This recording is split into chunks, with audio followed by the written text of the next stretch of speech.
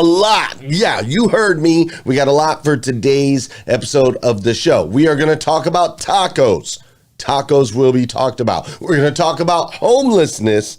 Homelessness will be talked about. We're also going to talk about sausage McMuffins with egg and orange juice. That's right. We're going to talk about sleep cycles. We're going to hear from the great Mel Robbins herself. We're also going to talk about this device, this crazy thing, the cell phone that has completely transformed our lives over the last fairly short amount of time, if you think about it, 15, 16 years. Crazy. And if we have enough time, we might even hear an old story that you might remember from your childhood. I'm not sure if we'll get that far, though. All that and more on today's episode. Welcome to the 800% Club, the only morning show designed to help you unlock your full potential.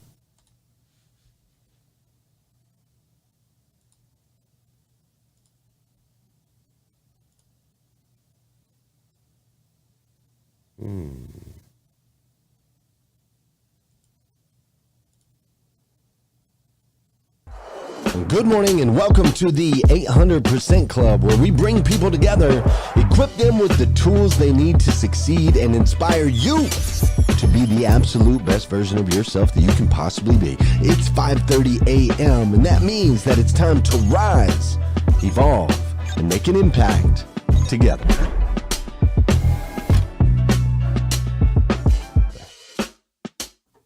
Hey, good morning, good morning, good morning. How are you, my friend? How are you, my friend? Hey, check it out. You're probably going to want to check us out on full video today. If you normally listen over on Clubhouse, I'm just saying, click the link at the top of the screen. You're going to want to join us on full video today. We got a power-packed episode of today's show. All right, coming to you live from Lexington, Kentucky, where today it is Tuesday. That's right, today is Tuesday, January 17th, 2023. Unbelievable. And what's crazy is today is the very first and the very last time it'll ever be Tuesday, January 17th, 2023. So I want to make sure we make the absolute most. And I do mean the absolute most of this absolutely incredible, incredible day. What's up, Alex? It is also Taco Tuesday. That's right, Taco Tuesday. Love me some Taco Tuesday. It's like one of my favorite days in the week. I like a lot of the days of the week, though. But it's one of my favorite days of the week because every Tuesday we go to Grandma's house. That's right, we go to Grandma's house, and Grandma and Grandpa, they cook up amazing tacos. Grandpa actually cooks up the tacos. He makes amazing tacos. We bring all of the kids. That's right, all of my children's that live in my house, all 7 of them. They come with us. And Grandma chases the kids around all night while we visit and we eat tacos and we watch Jeopardy and Wheel of Fortune and we just like disconnect. It's awesome. Grandma gives the kids baths and stuff. Like they get 1 bath a week. It's over at Grandma's house. Right? So that happens every Tuesday, and I love it. Now, today, though, might be just a little bit different. Actually, I know it's going to be a little bit different because our poor hero, Miss Leslie, she had a tooth issue, and yesterday she went in to get it fixed and turned out it had to be extracted. And when they went to extract this tooth, they had all kinds of troubles. And so my wife came home in a lot of pain yesterday, and my guess is she's going to have a hard time eating a taco tonight. But I will say this, though. Through her pain, I got to see the true love of my children. Look at this. Look at this picture. This is, she might get mad at me for this picture, but this is last night, just before we went to bed. We always get together as a family. We say what we're grateful for the night, and then we pour into one kid each night with what we love about them. And so last night, this is the picture of my poor wife in pain, covered up in all the babies. She had 7 babies in the bed with her last night. They were just loving on mom. They wanted mom to get better. It was wild, man. Sometimes we take these things for granted, these moments, right? But then the kids just, They shocked me with their outpouring of love for their mama last night when she was knocked down. So anyways, today might be a little bit different, and I love Tuesdays, and I love this moment that I got to witness with my children and my wife last night. And this morning, as I was doing my gratitude and goals, those things that I do, I was thinking, like, I almost intentionally took my own life and missed all of this. I almost intentionally took my own life and missed the Taco Tuesdays, missed the 8 children that God has blessed me with, missed meeting my incredible wife, my best friend on this planet. You see, I had put myself in an interesting situation. I was homeless in San Diego, California. And see, most people, when you think about homelessness, most people think that homelessness is terrible because you don't have a roof over your head or a place to lay your bed. But to be honest with you, the worst part about homelessness is that in time you start to become invisible. You see, people won't make eye contact with you. They'll look above you, they'll look below you, they'll look to the left of you, they'll look to the right of you, but people will not look directly at you. And no one ever says your name. There's so much power in a name. And see, I had landed in this situation. I was in San Diego, California, where it was absolutely beautiful. There was decadence all around me. There was wealth. And here I was walking each day, blending in with the background, feeling more and more invisible as the days went on. And each night I would ride the bus. I would get on the bus at night, and that's where I would sleep. Buses out in San Diego would run 24 hours a day, and so I would sleep on the bus, and then at 6 a.m. they'd pull into the bus depot to switch out drivers, and I would hop off the bus, and immediately I would walk up and down the street and along the beach and look for change. I'd look for nickels, look for dimes, look for quarters. I never could bring myself to beg, like to ask for money. I never did that. But I would look for change in the streets. And then once I got enough, I would get a sausage McMuffin with egg and an orange juice. You see, I believed at the time, I had convinced myself that a sausage McMuffin with egg and an orange juice helped me hit all my food groups, right? You got your fruits, you got your breads, you got your proteins, you got your dairy, right? So I'd eat a sausage McMuffin with egg and I'd drink an orange juice, and then I would spend the rest of the day walking around looking for enough money to be able to get back on the bus again the next night. It was kind of like Groundhog Day, right? Every day just became the same. And in time, homelessness became hopelessness. Hopelessness became a deep depression. That deep depression became suicidal thoughts. And those suicidal thoughts ultimately led me to believe that the best thing that I could do for those that I loved was to take my own life. See, because I knew that my mom was worried about me when I was in the streets. I knew that my sister had to be embarrassed that her brother was this homeless guy. And so I believed that out of love, the best thing that I could do was take my own life.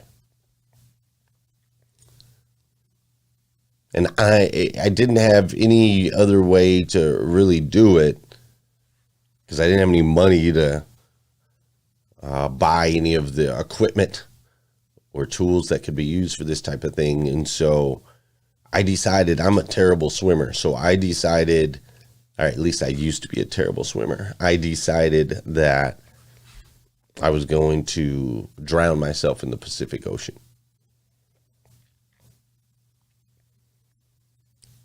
And so I went to the cove at La Jolla Beach, and I waited till the people cleared out as the sun set, and I started to walk out.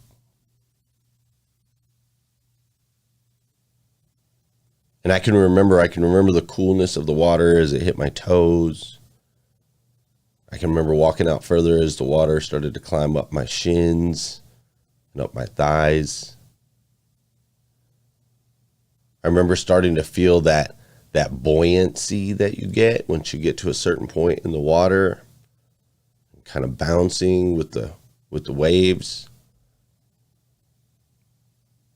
And I remember going out further, and as I started to go out further, more and more waves, it started to get more turbulent. And I remember the taste of the salt on my lips as the water started to splash up against my face. And I remember just swimming out as far as I could. And as I was swimming out, my heart rate was increasing, my breathing was getting elevated, and the water was smacking me over and over and over again. And I remember starting to get shortness of breath and going under the water, and then I would pop back up, and then I would go under the water, and then I would pop back up, and I just kept swimming. And then at one point there was this crazy peace, this crazy calm that just kind of washed over me in a moment, right? I remember being so comfortable with this decision that I had made. And then I went under for what I believed was going to be the last time.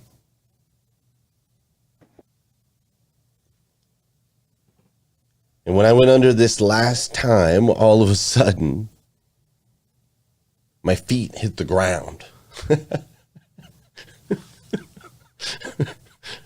Crazy, man.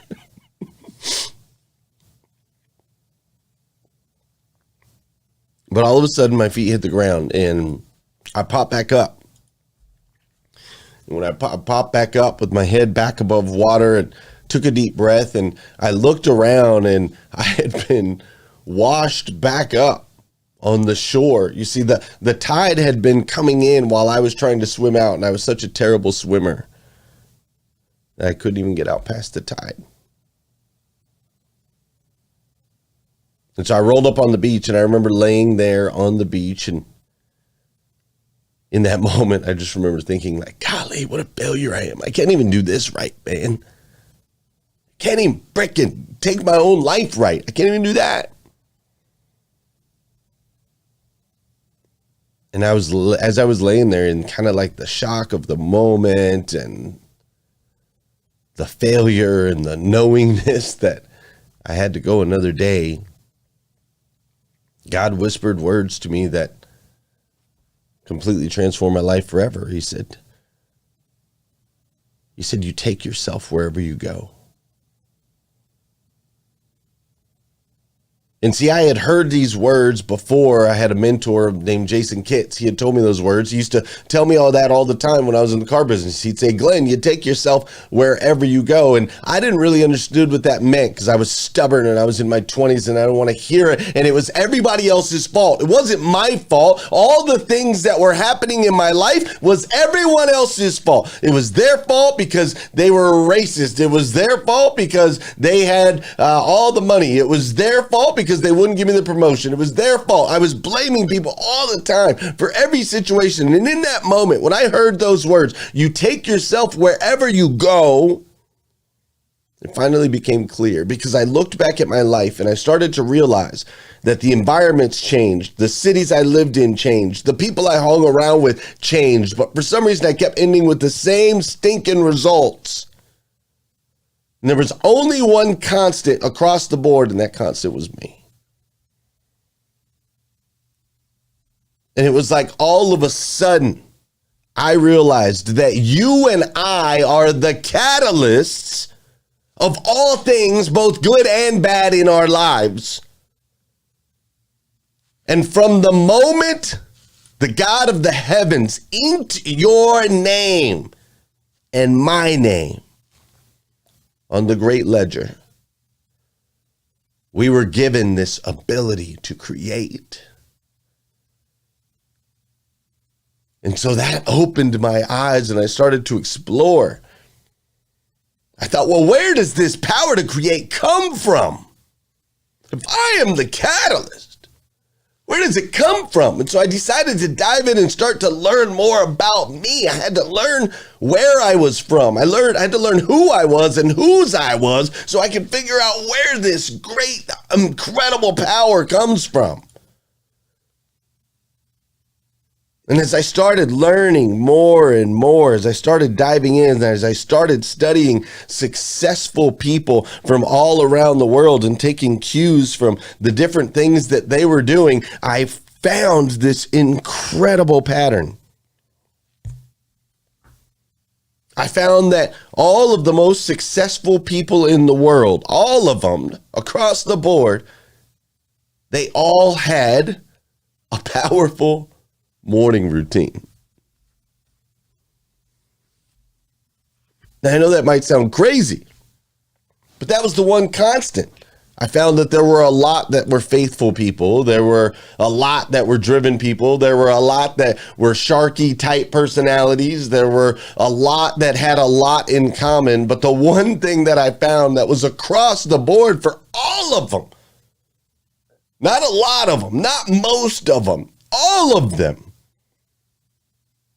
had a consistent, powerful morning routine that tapped into mind, body, and spirit. And so I started to study all these different morning routines and habits and patterns of all these people, and I started to apply them in my life.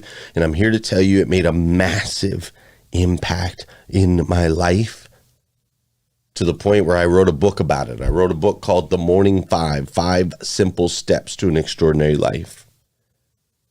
And with the help of this book and this show over the last 5 years, and before that, when I was running dealerships, I've taught these 5 simple steps, and it's impacted hundreds of thousands, if not millions of people all around the world. 5 simple steps to an extraordinary life. And we are breaking those steps down here this week. And we're going to go into step 1 and 2 today. But before we do, you know what we got to do on this show. Well, off and running this morning, are we? If you weren't awake before, something tells me you're awake now. And my poor mother, hey, shout out to my poor mother. She watches my show every day. She hates when I share that story. It breaks her heart to know that her baby boy was in that spot. So just, mama, know that I love you, and I know that it hurts you, but God has given us that story and the redemption so that we can impact and help many, many, many, many, many others, right? Others like my guy Joe Leonard, who's in here this morning. Russell Hill, I see you. Stephanie Toadvine is here this morning as well. This is the part of the show where if you haven't already, you're going to share this out. This is also the part of the show where you're going to say good morning to me, and I'm going to say good morning to you, whether you're watching live or you're watching on replay. Say what's up, all right? Natasha Smith, good morning. Nathaniel Banks, great to see you. Don Sankey in the building this morning. Emily Galler, Leisha Watts, my dear friend, Miss Liza Myers-Borges. I also see Scott Simons is here, which, if I'm correct, you see, I opened my planner this morning. And when I opened my planner this morning, there's always a quote at the top submitted by actual members of the community. In today's quote, it says, "As for me and my house, we will serve the Lord." And it is a quote that was submitted by Wanda Bignati Simons. That is Scott Simons' mom. And I believe I just saw on her Facebook or on his Facebook that her and her husband just celebrated their 60th wedding anniversary. 60. Is that what I just saw, Scott Simons? That's crazy, man. That's amazing. Shout out to Wanda Simons. 60 years married. Amazing. Absolutely incredible. I also see Kayvon. What's up, Kayvon? He's up in here this morning. I see Lyndon Gray is in the building today. Mr. Lauren Paquette, glad you're here. Russell Tabone in the building. Who's over on Clubhouse? Charlene, Dora Maria, Mary Lynn, Pastor Jeff, Yin's in the building. My guy Justin's in the building. Brandon's up in here. Limitless Siga. What's up, Coco and Peter and Kim and Martin and Fiona and Andy? I see Asia and Miranda. I see Liquid and Nicole and Angela all up in here. I see Bryce Herrick is in the building. I see Mighty Mel. I see Liddy and William. I see Frederick, the subprime hero, is up in here. I also see Michelle McLean, my girl. I see Alex Flores, my guy. Hey, Flo, is up in here this morning. That's my guy. Listen, I'm so glad you're all up in here with me today. Thank you for joining me. Listen, if you have not gotten a copy of themorning5.com, 5 Simple Steps to an Extraordinary Life, go to themorning5.com, themorning5.com, grab yourself a copy. Also, if you are in the market for a new 60 years, that's crazy, Scott. Also, if you are in the market for a new or used vehicle, what's up, Stro Snyder? We now have a website that you can go to and you can search through over 2,500 vehicles. That's not the right website. There it is. You can go through over 2,500 vehicles, and these are all vehicles that are owned by our dealers, 800% club dealers all across the nation. So go to shop.800eliteauto.com. We wanted you to be able to buy from our community, and now you're able to do so. Super, super cool. All right. So if you need help on the morning routine, you go to themorning5.com. If you need a car, go to shop.800eliteauto.com and shop our amazing network of dealers. All right. Let's continue today's episode with a little Mel Robbins.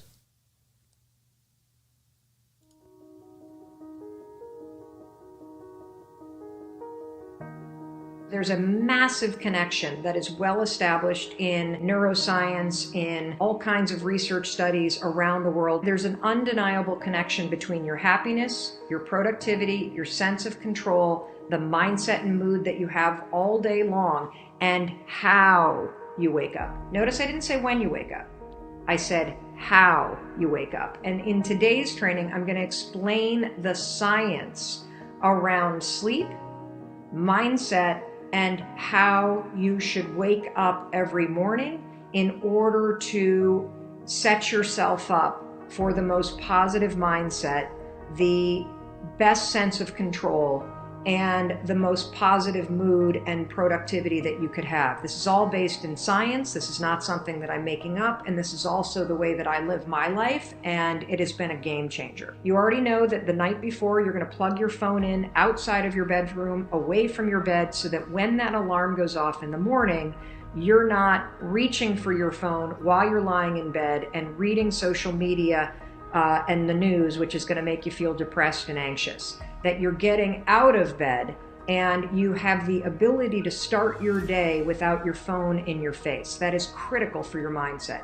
Now let's talk about the actual act of how you wake up. Not when you wake up, but how you wake up. And this is science, okay? Super important for you to understand that. You should never, never, never, never hit the snooze button, okay? And let me explain why. Snoozing for a couple minutes impacts your neurology. It impacts your brain function. Again, this isn't something I made up. This is well-established research. And the reason why I don't want you to ever hit the snooze button is because of how dozing off for 9 to 15 minutes impacts the way that your brain works. Let me explain to you why. You and I sleep in cycles.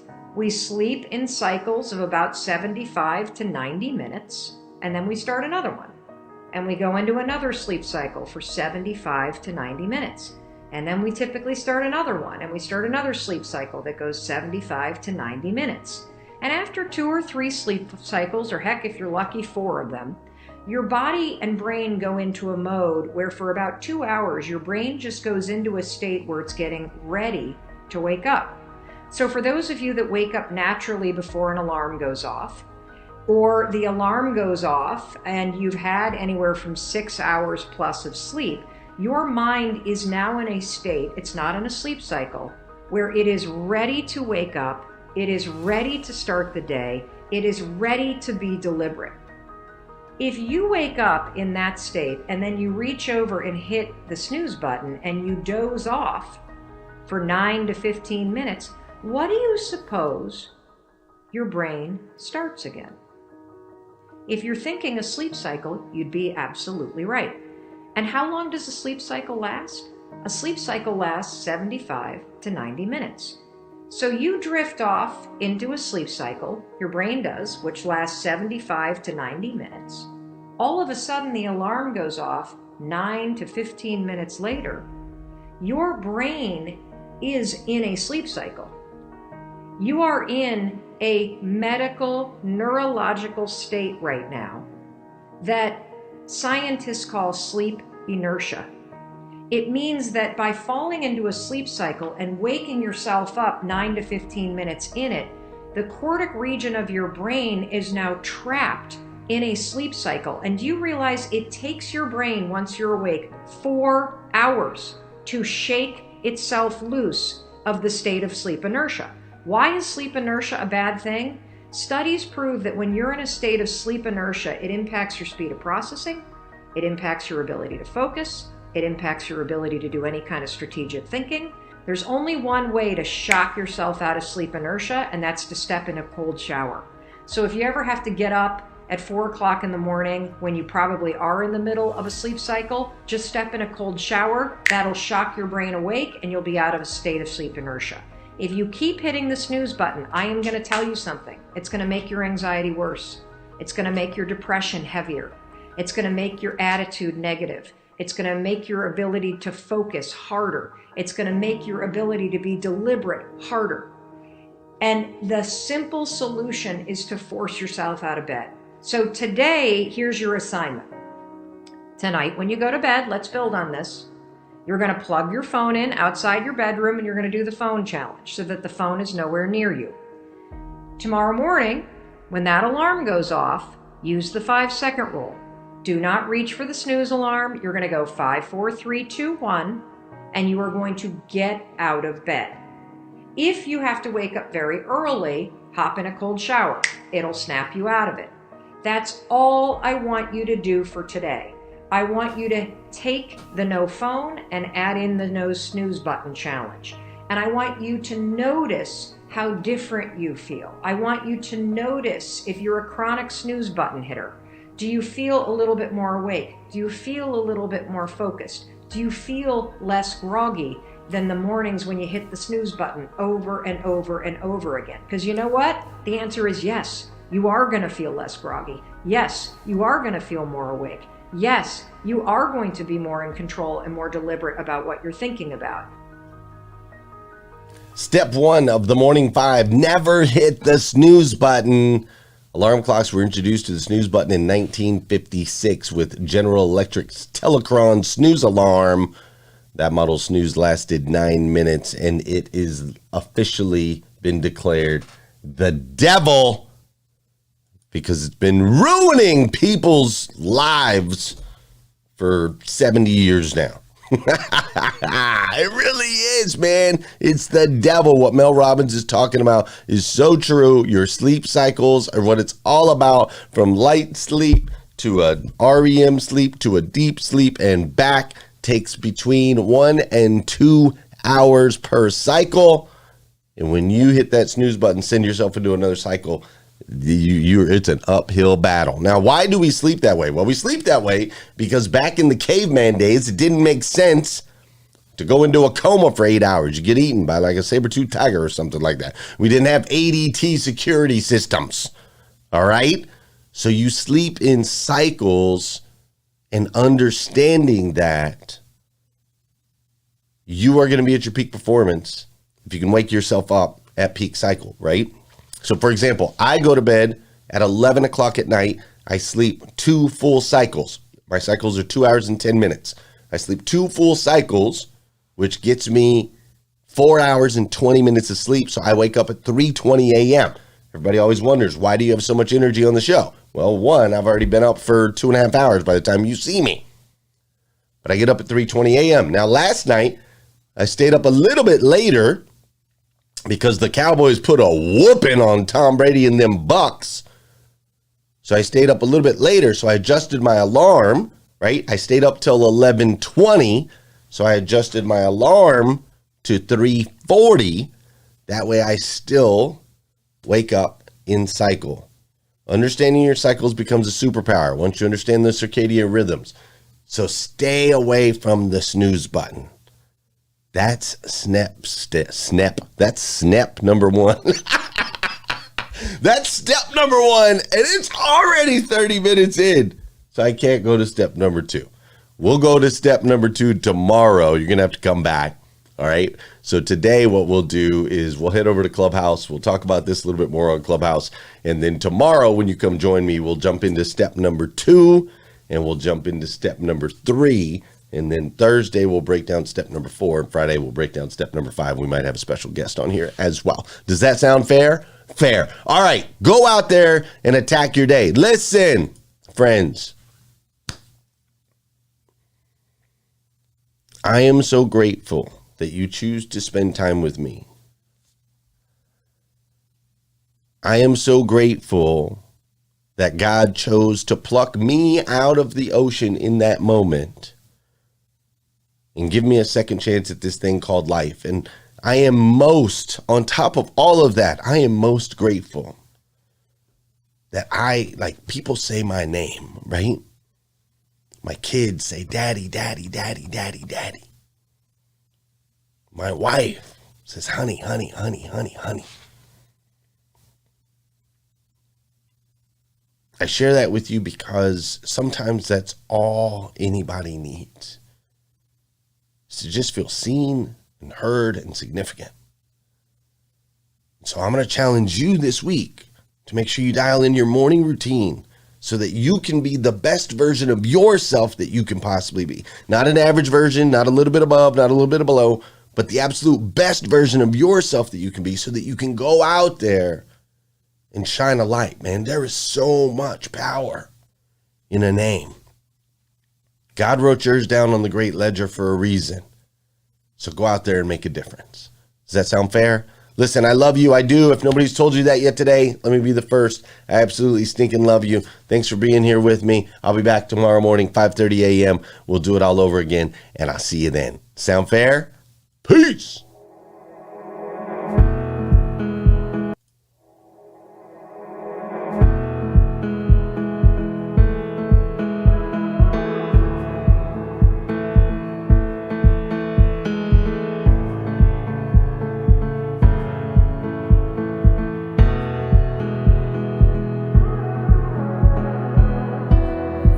So far away, I saw you not so long ago. Was it just yesterday? Got that old feeling that I know. In the dark of the night, I'll be alright. The sun will arise.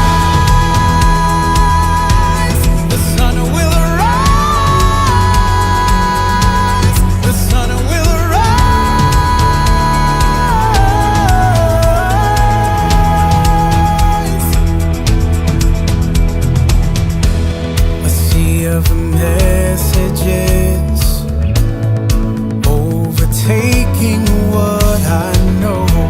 A war is a whisper, and it's coming for my soul. In the dark